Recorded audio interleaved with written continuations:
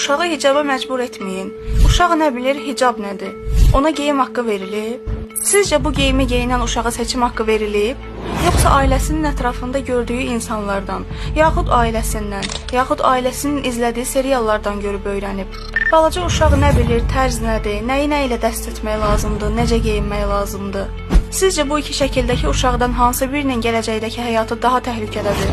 Biz övladlarımıza hicabı məcbur etmirik və ya döyə-döyə bunu geyinməlisən demirik. Onlar ailələrindən belə görür, sevir, istəyir. Çünki balaca uşaq da bilir ki, təqva, saflıq belə geyimlərdədir.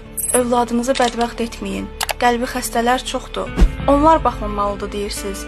Düzdür, baxmamalıdır. Amma baxırlar, nə edək? Onlar baxmamalıdır, biz də o şəraiti yaratmamalıyıq. Körpə uşağın əlinə bıçaq verin, uşaq da vurub kiminsə gözünü çıxarsın. Sonra dedin ki, bıçaq kəsməzdi. Deməzlər ki, bıçaq onsuz da kəsir. Sən hara baxırdın?